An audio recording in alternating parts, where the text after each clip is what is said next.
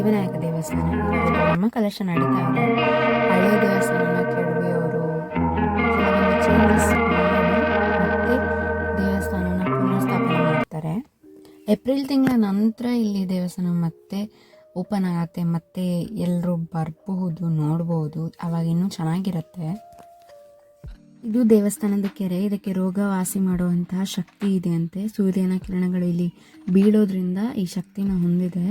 ಸುಮಾರು ಹಿಂದಿನ ಕಾಲದಲ್ಲಿ ಟಿಪ್ಪು ಸುಲ್ತಾನ್ ಯಾವಾಗ ದೇವಸ್ಥಾನಗಳನ್ನು ನಾಶ ಮಾಡಲಿಕ್ಕೆ ಹೊರಟಿದ್ದ ಆವಾಗ ಈ ದೇವಸ್ಥಾನಕ್ಕೂ ಭೇಟಿ ಕೊಟ್ಟಿದ್ದ. ಇಲ್ಲಿ ಅವನು ತುಂಬ ಸುಸ್ತಾಗಿ ಬಂದಿದ್ರಿಂದ ಈ ಕೆರೆ ನೀರು ಕುಡಿದು ಅವನ ಮನಸ್ಸು ಏನೋ ಬದಲಾಗಿ ಈ ದೇವಸ್ಥಾನನ ಹಾಗೆ ಬಿಟ್ಟಿದ್ದಾನಂತೆ. ಈ ದೇವಸ್ಥಾನನ 10ನೇ ಶತಮಾನದಲ್ಲಿ ಮಾಯ್ಪಾಡಿ ಕುಂಬಳ ರಾಜವಂಶಸ್ಥರ ಮೊದಲನೆಯ ಜಯಸಿಂಹ ಕಟ್ಟಿಸ್ತಾನೆ. ಅದಾದಮೇಲೆ 15ನೇ ಶತಮಾನದಲ್ಲಿ ಮತ್ತೆ ಈ ದೇವಸ್ಥಾನನ ಜೀರ್ಣೋದ್ಧಾರ ಮಾಡ್ತಾರೆ. ಈ ದೇವಸ್ಥಾನದ ಇನ್ನೊಂದು ವಿಶೇಷತೆ ಏನಂದರೆ ಈ ದೇವಸ್ಥಾನವನ್ನು ಹಿಂದೂ ಮತ್ತು ಜೈನ ಸಂಪ್ರದಾಯದ ಪ್ರಕಾರ ಕಟ್ಟಿಸಲಾಗಿದೆ.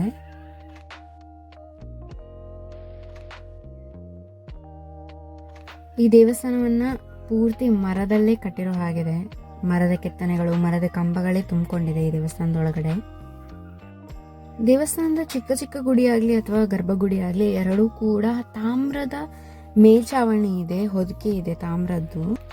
ನೀವು ಇಲ್ಲಿ ನೋಡ್ತಿರೋ ಹಾಗೆ ಗರ್ಭಗುಡಿಯ ಮೇಲ್ಗಡೆ ಬಣ್ಣ ಬಣ್ಣದಲ್ಲಿ ಏನೋ ಮರದಲ್ಲೇ ಕೆತ್ತನೆ ಮಾಡಿದ್ದಾರೆ, ಹೂ ಥರ. ಹಾಗೆ ಇದ್ರ ಜೊತೆಗೆ ಇನ್ನೊಂದು ವಿಶೇಷತೆ ಏನಂದ್ರೆ ಇಲ್ಲಿ ರಾಮಾಯಣದ ಭಾಗಗಳನ್ನು ಮರದಲ್ಲೇ ಕೆತ್ತನೆ ಮಾಡಿದ್ದಾರೆ. ಕೇರಳ ಭಾಗದ ದೇವಸ್ಥಾನಗಳಲ್ಲಿ ನಾಯಿಯ ಚಿತ್ರಗಳು, ನಾಯಿಯ ಚಿಹ್ನೆಗಳು ಕಾಣಸಿಗೋದು ತುಂಬಾ ಸಾಮಾನ್ಯ. ಕರ್ನಾಟಕದಲ್ಲೂ ಅದರಲ್ಲೂ ತುಳುನಾಡು ಭಾಗದಲ್ಲಿ ಸಿಗುವಂತಹ ಪ್ರಸಿದ್ಧ ಗಣಪತಿ ದೇವಸ್ಥಾನಗಳಲ್ಲಿ ಇದು ಕೂಡ ಒಂದು.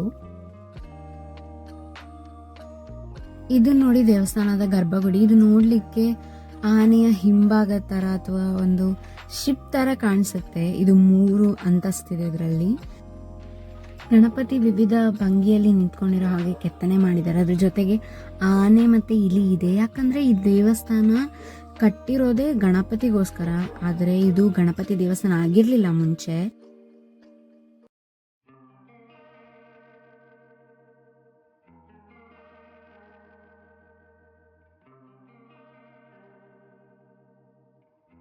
ಮುಂಚೆ ದೇವಸ್ಥಾನದ ಕೆಳಗಿನ ಅಂತಸ್ತಲ್ಲಿ ಹಂಚು ಇತ್ತು. ಇವಾಗ ಅದನ್ನು ತೆಗೆದು ತಾಮ್ರದ್ದು ಹಾಕಿದ್ದಾರೆ. ಮತ್ತು ಇಲ್ಲಿ ತುಂಬ ರೀತಿಯ ಪೇಂಟಿಂಗ್ಸ್ಗಳು ಕೂಡ ಇದೆ. ಹಾಗೆ ದೇವಸ್ಥಾನದ ಗುಡಿಗಳಲ್ಲಿ ಕೂಡ ವಿವಿಧ ರೀತಿಯ ಬಣ್ಣಗಳನ್ನು ಬಳಕೆ ಮಾಡಿದ್ದಾರೆ.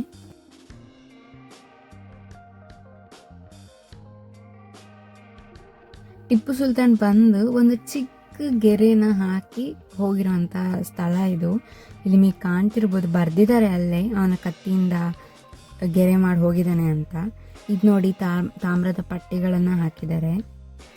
ಇದು ನೋಡಿ ನಮಸ್ಕಾರ ಮಂಟಪಂ. ಇದು ಇಡೀ ಒಂದು ಮರದಿಂದನೇ ಕೆತ್ತಿ ಅದಕ್ಕೆ ಬಣ್ಣ ಕೊಟ್ಟು ನಿಲ್ಲಿಸಿರುವಂಥದ್ದು. ನಮಸ್ಕಾರ ಮಂಟಪದ ಮುಂದೆ ಇರುವುದೇ ಗರ್ಭಗುಡಿ. ಇದು ದೇವರ ಫೋಟೋ. ಇವಾಗ ಗರ್ಭಗುಡಿನ ಮುಚ್ಚಿದ್ದಾರೆ. ಬ್ರಹ್ಮಕಲಶೋತ್ಸವ ನಡೆಯೋವರೆಗೂ ಮುಚ್ಚೇ ಇರ್ತಾರೆ. ಗಣಪತಿ ದೇವಸ್ಥಾನ ಆಗಿರೋದ್ರಿಂದ ಇಲ್ಲಿ ಸ್ಪೆಷಲ್ ಪೂಜೆ ಏನಪ್ಪ ಅಂದರೆ ಮೂಡಪ್ಪ ಸೇವೆ. ಇಲ್ಲಿ 5 ದಿನದ ಮಧುರ್ ಬೇಡಿ ಅನ್ನೋ ಒಂದು ಜಾತ್ರೆ ಕೂಡ ನಡೆಯುತ್ತೆ. ಅಲ್ಲಿ 4ನೇ ದಿನಕ್ಕೆ ಉತ್ಸವ ಮೂರ್ತಿ ಇದ್ದು ಬಲಿ ಕೂಡ ಇರುತ್ತೆ. ದೇವಸ್ಥಾನದ ವಾಸ್ತುಶಿಲ್ಪ ಒಂದು ಕಡೆ ಆದರೆ ದೇವಸ್ಥಾನದ ಹತ್ರನೇ ಇನ್ನೊಂದು ಆಕರ್ಷಣೆ ಇದೆ. ಅದುವೇ ಮಧುವಾಹಿನಿ. ದೇವಸ್ಥಾನದ ಹತ್ರಲ್ಲೇ ಹರಿಯುವಂತಹ ನದಿ ಇದು. ಇದೇ ನದಿಯಲ್ಲಿ ಒಂದು ಉದ್ಭವ ಮೂರ್ತಿ ಅಂದರೆ ಶಿವಲಿಂಗ ಸಿಕ್ಕಿತ್ತು. ತುಂಬ ಹಳೆ ಕತೆ ಇದು. ಮಾದರು ಎಂಬ ತುಳು ಮೊಗೆರ ಜಾತಿಯ ಒಬ್ಬ ವಯಸ್ಸಾದ ಹೆಂಗಸಿಗೆ ಇಲ್ಲಿ ಲಿಂಗ ಸಿಕ್ಕಿರುತ್ತೆ. ಈ ದೇವಸ್ಥಾನ ಮೊದಲು ಒಂದು ಶಿವನ ದೇವಸ್ಥಾನ ಆಗಿತ್ತು, ಮದ ಅನಂತೇಶ್ವರ ದೇವಸ್ಥಾನ ಅಂತ. ಅದಾದಮೇಲೆ ಇದು ಗಣಪತಿ ದೇವಸ್ಥಾನ ಆಗಿ ಬದಲಾಯಿತು. ದೇವಸ್ಥಾನದ ಬಗ್ಗೆ ತುಂಬ ಜನರಿಗೆ ಗೊತ್ತಿರಲ್ಲ. ನೀವೇನಾದರೂ ಬರಬೇಕಂತ ಅಂದ್ಕೊಂಡ್ರೆ ಮಂಗಳೂರಿಂದ ಕಾಸರಗೋಡಿಗೆ ಟ್ರೈನಲ್ಲಿ ಅಥವಾ ಬಸ್ಸಲ್ಲಿ ಬಂದು ಕಾಸರಗೋಡಿಂದ ಮಧೂರಿಗೆ ಡೈರೆಕ್ಟ್ ಬಸ್ ಇರುತ್ತೆ. ಒಂದು 100 ರೂಪಾಯಿ ಒಳಗಡೆ ಚಾರ್ಜಸ್ ಇರುತ್ತೆ. ದಯವಿಟ್ಟು ಬನ್ನಿ, ತುಂಬ ಚೆನ್ನಾಗಿದೆ. ದೇವಸ್ಥಾನ ಸುತ್ತಮುತ್ತ ನದಿ, ಕೆರೆ, ಗ್ರೀನರಿ ಫುಲ್ ಚೆನ್ನಾಗಿದೆ. ಹಾಗೆಯೇ ಈ ವಿಡಿಯೋ ಇಷ್ಟ ಆಗಿದ್ದಲ್ಲಿ ಲೈಕ್ ಮಾಡಿ, ಶೇರ್ ಮಾಡಿ, ಕಮೆಂಟ್ ಮಾಡಿ ಮತ್ತು ಸಬ್ಸ್ಕ್ರೈಬ್ ಮಾಡಿ. ನಿಮ್ಮ ಲೈಕ್ಸ್ ನಮಗೆ ಮುಂದಿನ ಸ್ಥಳಕ್ಕೆ ಹೋಗಲು ಸ್ಫೂರ್ತಿ ಆಗುತ್ತೆ.